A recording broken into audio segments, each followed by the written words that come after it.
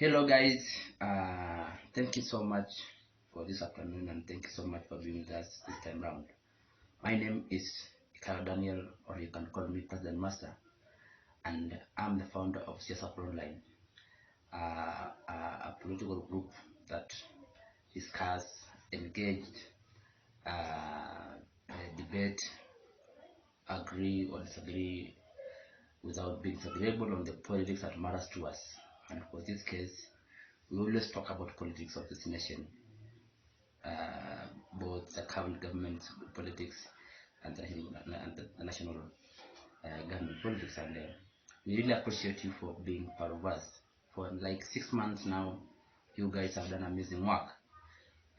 We are like 6.7 likes, and we are so grateful for such a following, and we thank you so much. As a group, we support Azimio La Umoja, we support togetherness in our nation, and in that case, we support none other than Raila Amolo Odinga. Raila Amolo Odinga, for us, is that person that has done so many things for this nation. Raila Odinga has been that progressive politician, and no other politician has remained that progressive in terms of politics in Kenya like Raila Odinga. History tells us more about him, and for this case, so many people are saying that history is not important, but the most reflections that can give you that can learn from somebody is going by the history. History tells us more about the two leaders, because I do believe that the race is between two guys, William Ruto and Raila Odinga. Leave the likes of Oka.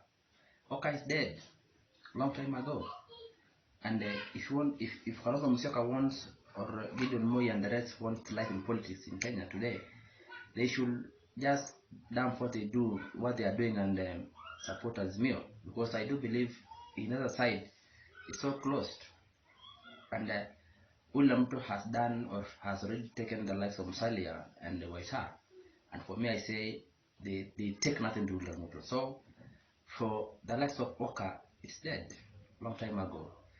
If Kalonzo wants to be president tomorrow, then Raila Odinga is an option. You cannot just wait for 10 years waiting for William Ruto to finish, because I do believe when William Ruto get to power, he will go for the 10 good years. 10. So I can imagine Kalonzo Musyoka and Mudavadi waiting 10 years for William Ruto. And for us here, we analyze or discuss politics that matters to us. And in Kenya currently, what's happening is something that I'm not proud of as a citizen or a part of the nation, because I do believe it's a high time that we get the right leaders to take us forward. This government has not done that good for us. We cannot have the second in command crying fall of the government he has served for 9 years. We cannot have the second command telling us that he will do tomorrow but he cannot do right now. We will not have the second in command telling us that his government will be so better than the one he serves right now. Those are two different things. And for Kenyans this time, I do believe that in this election, we have two simple choices in the ballot: Raila Odinga and William Ruto. If you want to know the kind of leaders they will be, just focus on the history. History is very, very important. For example, let us talk about United States. United States got independent in 1776, almost like 200 and something plus years ago. But they still talks about the American dream. The American dream of 1776. They still say that it is not yet work done. They still say that it is not yet fulfilled. Kenya is 6 years old. 6 years old. We must know where we came from. We must know where we are, and we must know where we are heading. And for these two kind leaders that we have today, it is very much easy to choose who will be your leader.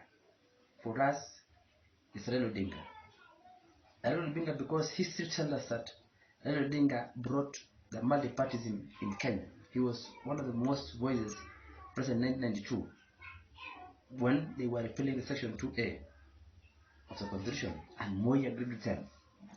When Raila Odinga lost the elections in 1997, he joined Moi government, becoming Secretary General of KANU.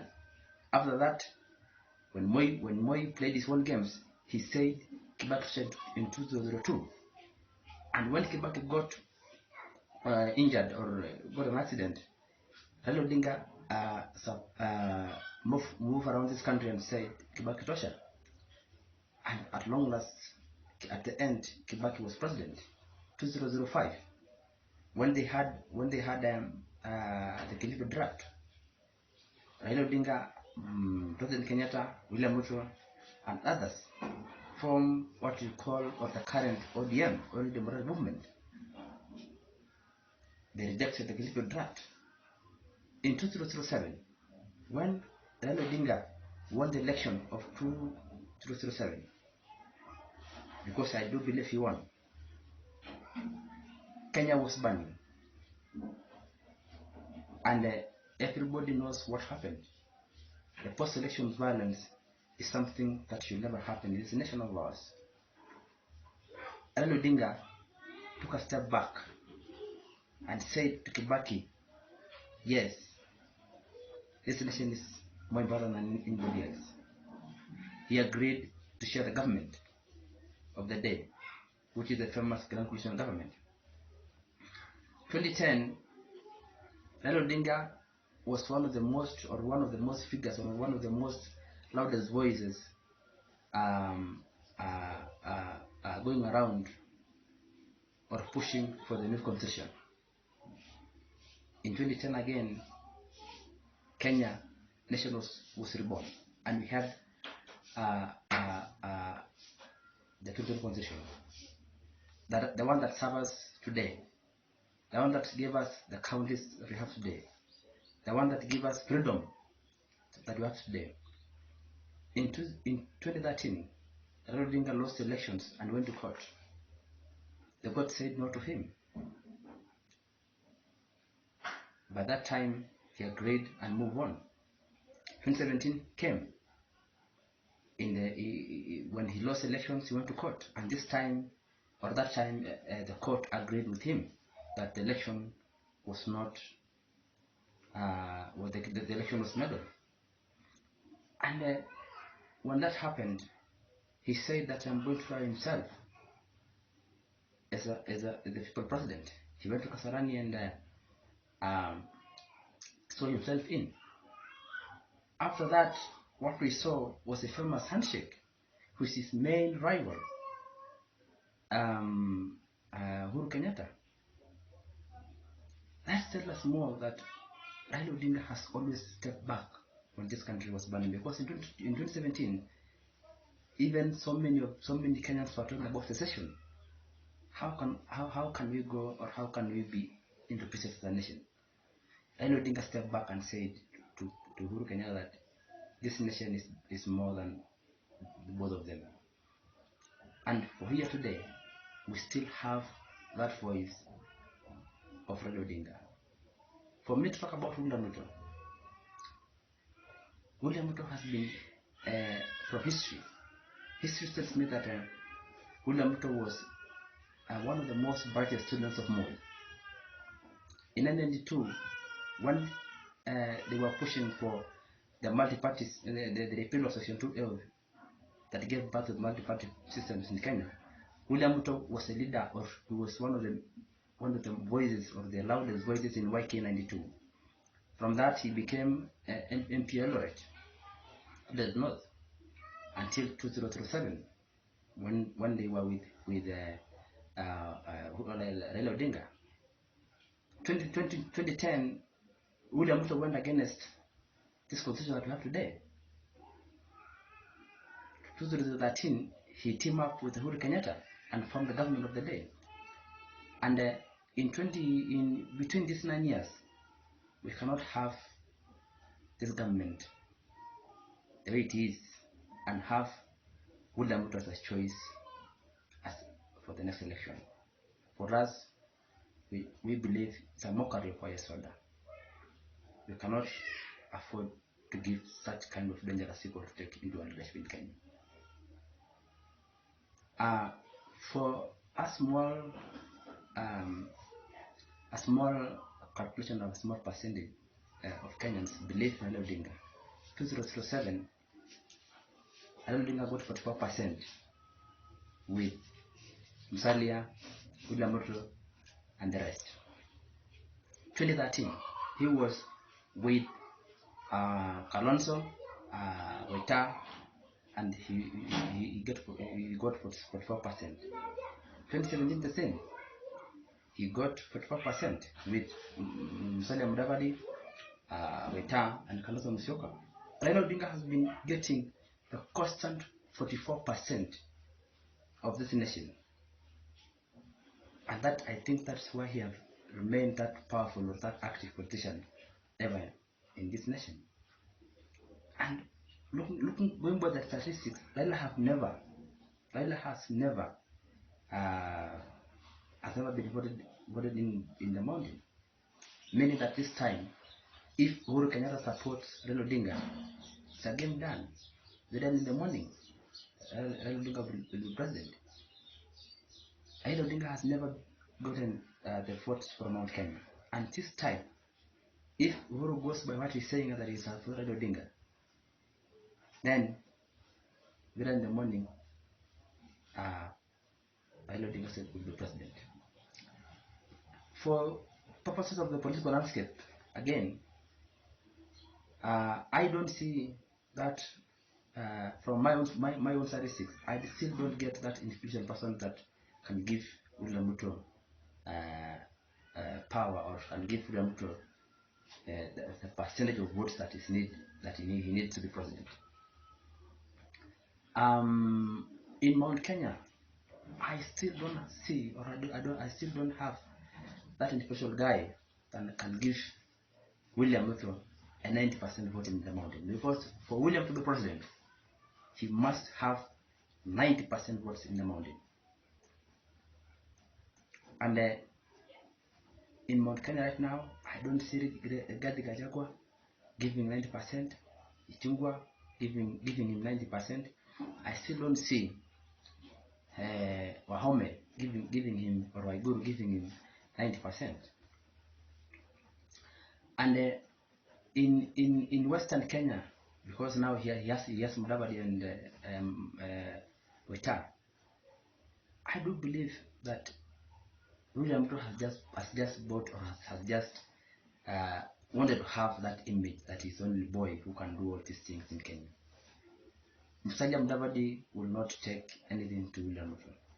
DAP, a party of 5 months, just coming out and proving that Western Kenya can be something for them. They already have big numbers of MPs, more than ANC, or more than the Ford Kenya of Wetangula. So look at what happened since the famous earthquake. So many MPs running away from Musalia. What will he take to William? For me, I do believe nothing.